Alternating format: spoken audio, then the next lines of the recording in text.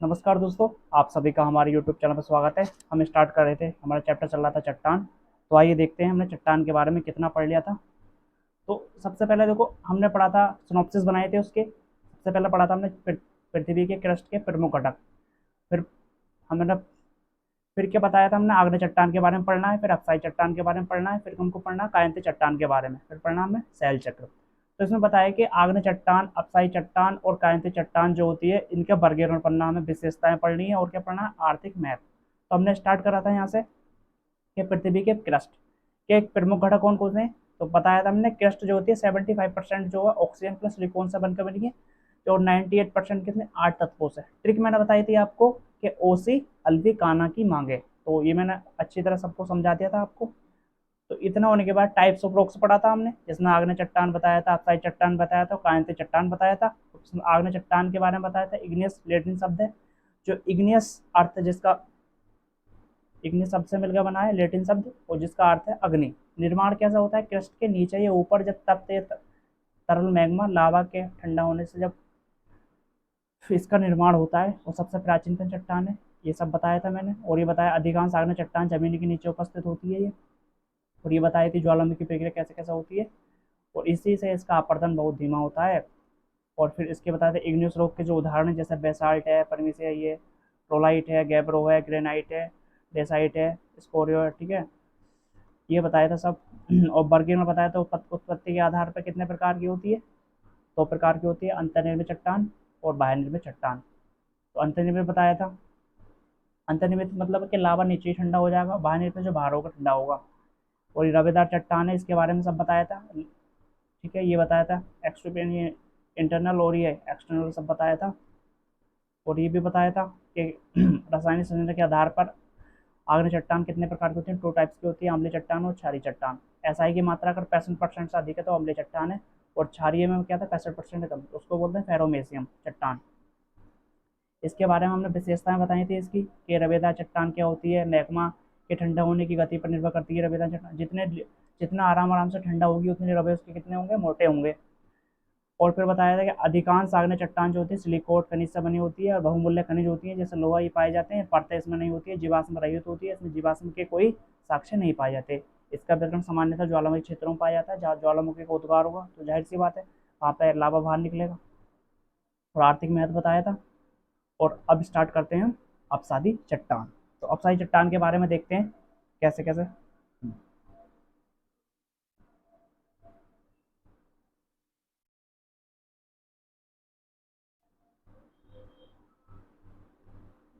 एक मिनट। तो उसको बोलते हैं अपसादी चट्टान। क्या बोलते हैं, अपसादी चट्टान कैसे कैसे होती है, देखो नंबर 2 पे चल रही है अपसादी चट्टान। अपसादी चट्टान के बारे में हमको पढ़ना है। तो सबसे पहले देखो, इंग्लिश में बोलते हैं इसको सेडिमेंट। क्या बोलते हैं हम, सेडिमेंट बोलते हैं। सेडिमेंट इंग्लिश में क्या बोलते हैं, इसको सेडिमेंट बोलते हैं, जो एक लेटिन शब्द से मिलकर बना है।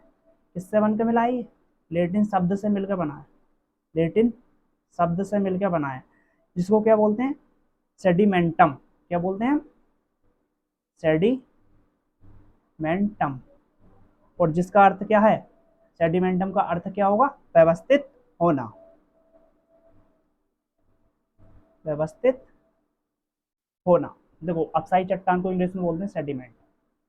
सेडिमेंट जो है एक लेटिन शब्द है, लेटिन शब्द से बन मिलकर बना है, जिसको बोलते हैं सेडिमेंटम, और जिसका अर्थ होगा व्यवस्थित होना। और उसके बाद देखते हैं जब धरातल की जो चट्टानें होती हैं, जैसे हमारे पास ये धरातल की चट्टान है, धरातल की चट्टान का जब अपक्षय होगा, क्या होगा, अपक्षय होगा, अपक्षय होगा। जब धरातल की चट्टान का अपक्षय कैसे हो सकता है, अपक्षय किसी भी चीज का कैसे हो सकता है, देखो अपक्षय जो होगा वो वर्षा से हो सकता है, वायु से हो सकता है, पानी से हो सकता है, किसी जीव से हो सकता है, और हम देख सकते हैं जल से होता है। जब धरातल चट्टान का अपक्षय होने के बाद विखंडित होता है, ठीक है, जब इसका अपक्षय हो जाएगा, तब ये चट्टान क्या होगा, विखंडित होगा, यानी टूटने लगेगा, विखंडित होगा। और विखंडित होने के बाद जब इसका अपर्दन होगा, अपर्दन क्या होगा, अपर्दन हिम के द्वारा हो सकता है, और जल के द्वारा हो सकता है, और नदी के द्वारा हो सकता है। जब इतना हो जाएगा इनका अपर्दन, उसके बाद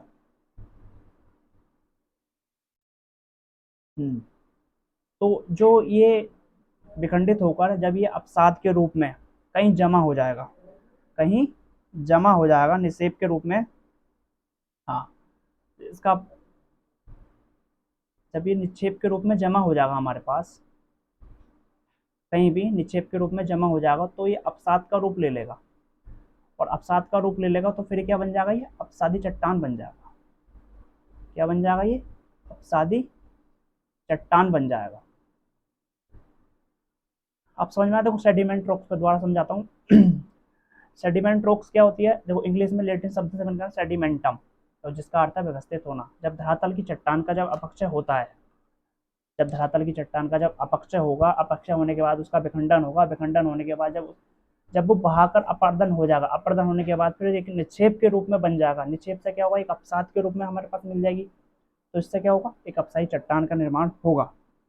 जैसे क्या होगा, अपसाई चट्टान में क्या होगा कि, एक मिनट, हाँ, तो इसमें क्या होगा, जो जैसे हमारे पास एक कंकड़ है, कंकड़ है हमारे पास, हाँ, कंकड़ किस चीज में हो जाएगा, कौन ग्लो बोलते हैं उसको, कौन ग्लोम, एक मिनट, क्या बोलते हैं इसको, कौन ग्लोम,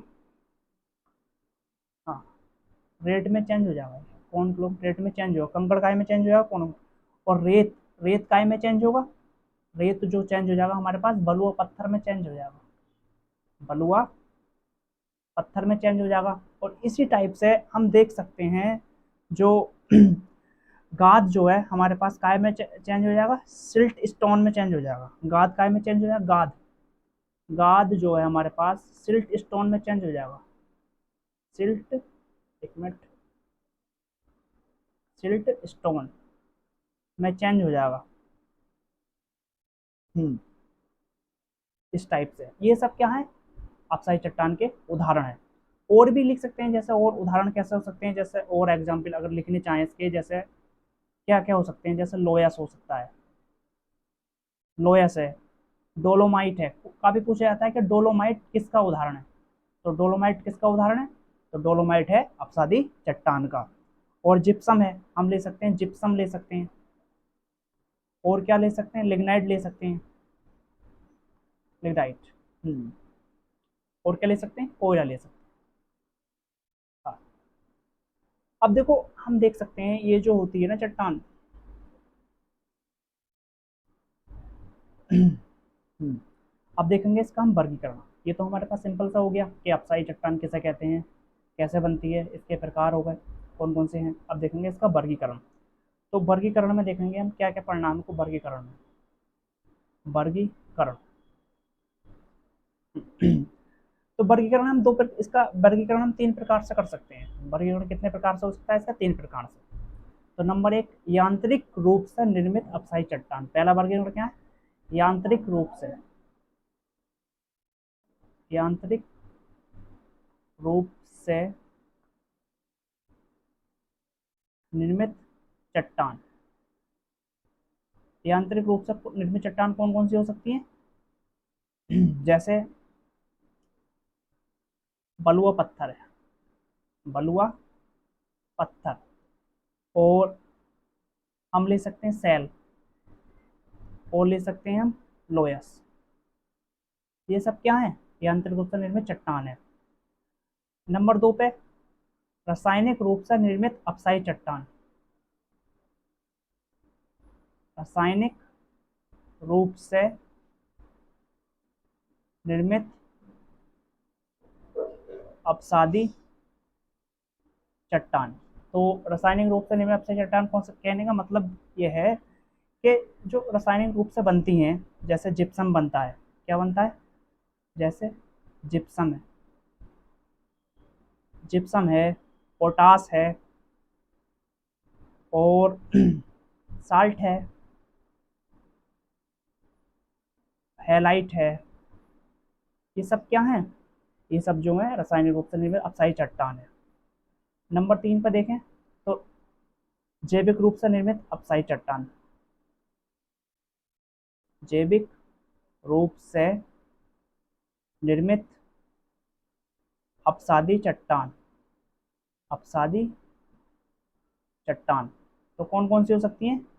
ठीक है, कहने का मतलब है जैविक रूप से अपसाई निर्मित चट्टान ऐसी चट्टान होंगी जिसमें जैविक अवशेष पाए जाते हो, जैसे कोयला, कोयला जैविक से तो बनता है, पेड़ पौधों से तो बनता है, जैसे कोयला, चूना पत्थर, हाँ चूना पत्थर। तो कहने का मतलब ये है कि वर्गीकरण हो गया हमारा, वर्गीकरण 3 टाइप से हुआ, यांत्रिक रूप से निर्मित अप्साई चट्टान, रासायनिक रूप से निर्मित अप्साई चट्टान और जैविक रूप से निर्मित अप्साई चट्टान। तो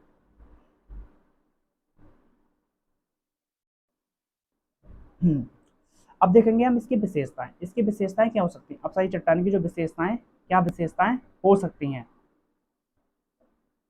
विशेषताएं। तो विशेषताएं में सबसे पहले 1 नंबर पे देखेंगे क्या है, ये आग्नेय चट्टान के, यहाँ लिख सकते हैं आग्नेय चट्टान के मुकाबले क्या होती है, ये मुलायम होती है, मुलायम होती हैं। आग्नेय चट्टान के मुकाबले क्या होंगी जी, मुलायम होती हैं। हम्म, आग्नेय चट्टान के मुकाबले क्या होती हैं, मुलायम होती हैं। और अब देखेंगे इसमें, और जो होती हैं सूक्ष्म कणों से मिलकर बनी होती हैं, जब ये अवसाद लाएंगे तो छोटे छोटे कण के रूप में तो इनका अपक्षय होगा, और अपक्षय हुआ तो क्या होगा, सूक्ष्म कणों से मिलकर बनी होती है, सूक्ष्म कणों से मिलकर बनी होती है। नंबर 3, इसमें क्या होगा, रबे जो होंगे ना, रबे अनुपस्थित होंगे,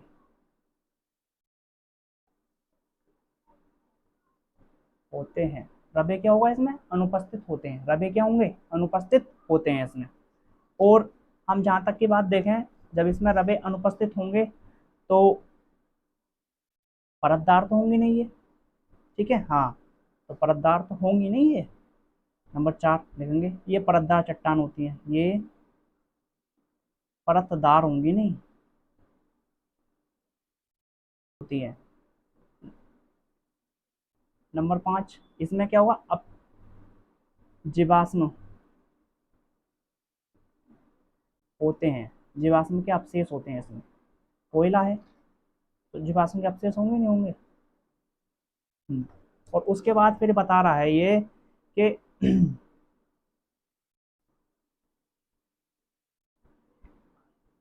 नंबर 6, अब इतना होने के बाद इसमें, अगर इतना हो गया इसमें, तो अधिकांश जो अपसादी चट्टान का निर्माण क्या होगा, अधिकांश यानी कि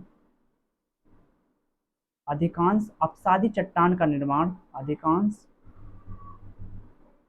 अपसादी चट्टान का जो निर्माण है ना, जल में होता है, जल में होता है।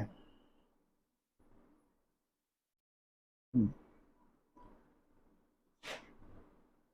और नंबर 7, इसमें क्या होगा, संधि प्लस जोड़ होते हैं, संधि प्लस जोड़ होते हैं इस चट्टान में, संधि प्लस जोड़ होते हैं। अब देखो विशेषताएं में, आग्नेय चट्टान के मुकाबले मुलायम होती हैं, सूक्ष्म कणों से मिलकर बनी होती हैं, इसमें रबे क्या होते हैं, अनुपस्थित होते हैं, और क्या बताइए, परतदार चट्टानें होती हैं, इसमें जीवाश्म के अवशेष पाए जाते हैं, और अधिकांश अस्थायी चट्टान का निर्माण क्या होता है, जल के अंदर होता है। ये कर लेना, ये कई बार इसे लिख लेना इंपॉर्टेंट में, अगर कथन के रूप में आ गया तो कोट हो सकता है ये। संधि प्लस जोड़ होते हैं, इसमें क्या होते हैं, जोड़ होते हैं, संधि प्लस क्या होंगे, जोड़ होंगे।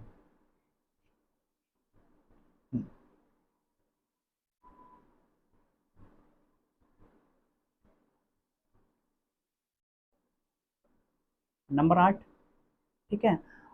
सभी अपसाई चट्टान, सभी जो अपसाई चट्टान है, सभी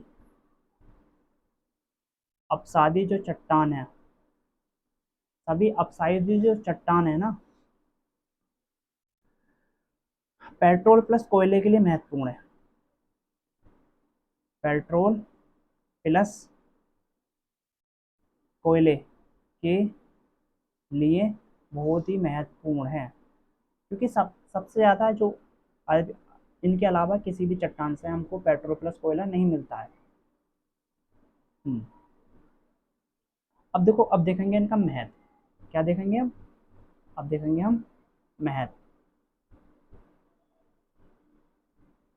महत्व, तो महत्व में हम देखेंगे कि इनका महत्व कहाँ कहाँ हो सकता है। अपसाई चट्टान, देखो सादी जो चट्टान होती है ना,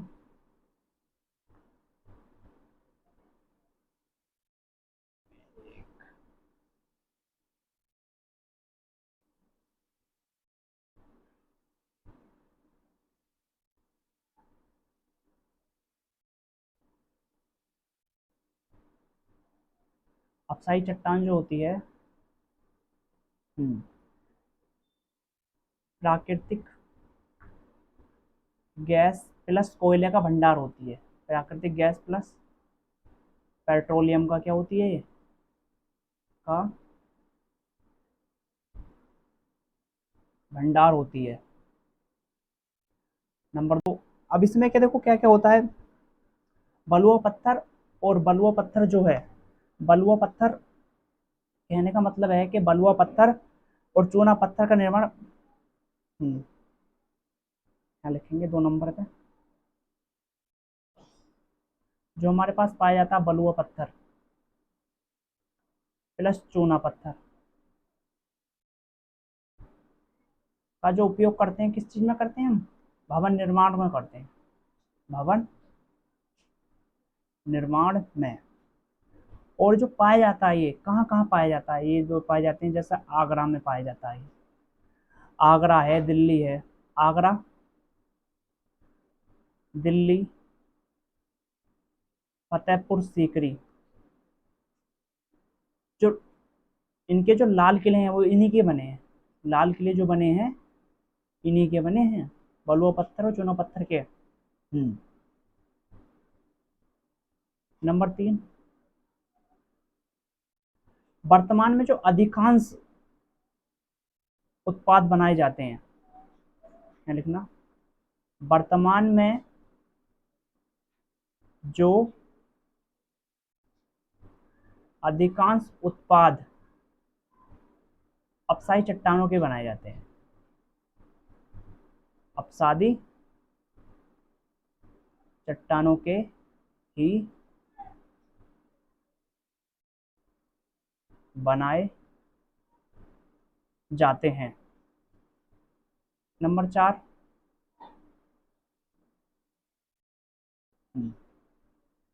नंबर 4 देखें हम, सिंधु प्लस गंगा नदी की जो घाटी है वो अपसादी चट्टान की बनी हुई है। सिंधु प्लस गंगा घाटी जो काय की बनी है, अपसादी चट्टान की बनी है, वो अपसादी चट्टान की बनी हुई है। और इन अपसादी चट्टान से क्या होता है, जलोढ़ मृदा का निर्माण होता है। किसका होता है, जलोढ़ मृदा का निर्माण होता है, जो खेती के लिए बहुत ही महत्वपूर्ण है। तो हमने क्या क्या देखा कि हमने आपको बताया, स्टार्टिंग से देखते हैं।